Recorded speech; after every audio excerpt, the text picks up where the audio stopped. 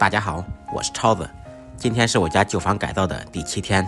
前2天我发了一个视频，得到了很多粉丝朋友的指导和建议，从中吸取了很多经验，非常感谢大家。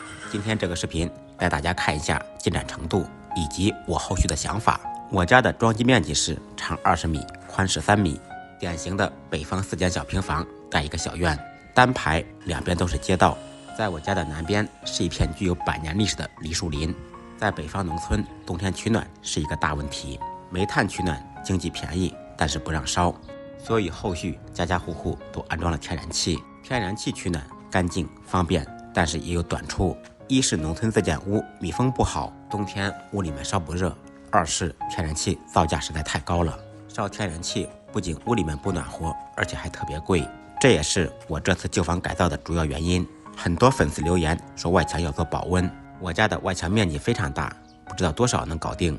这次装修没有预算，也没有提前设计，很仓促。以前的老房子建得非常高，包括门底很不方便。本来说封一个大一点的阳台当做阳光房就可以了，再后来工程越做越大，干脆把地板砖也换掉。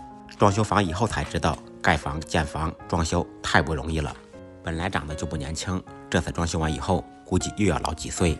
看着家里面满地狼藉，真的是闹心。我的小工作室也罢工了一段时间了。这是后面装修北面的一个东屋，贴上瓷砖以后，瞬间感觉精神了很多。底砖还没有铺，后续房顶还需要吊顶。墙砖的颜色大家感觉怎么样呢？我买的这种砖10块钱一块，地板砖800×800的23一块，这个价位比城市应该便宜很多吧。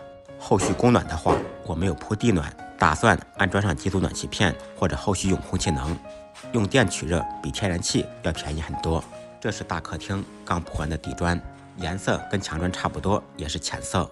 我把客厅通往卧室的2个门给堵住了，这样空间更好利用，而且冬天卧室更暖和一些。吊顶的话，现在在纠结是吊石膏板造型，还是平顶 PVC 或者是墙板，朋友们帮忙出出主意。铺上地砖，吊完顶以后，我家房高还有3.2米，还是不低。阳台楼梯处也贴完了墙砖，这个位置以后会封起来，里面打算做洗澡间。封好的阳台就相当于一个大客厅，这样冬天就不会太冷，同样夏天应该会很热。我家的客厅很大，长大约5.4米，宽也是5.4米。都说轻装重摆，不知道客厅里面该怎么设计一下。最后我画了一个图纸，希望得到大家的指点和意见，非常感谢大家。好了，今天的视频就到这里了，后续继续跟大家分享我家的工程进展以及我的想法。感谢朋友们在我不做菜的日子里继续点赞支持，同时非常感谢大家的宝贵意见。再忙再累，记得按时吃饭。下期视频见，拜拜。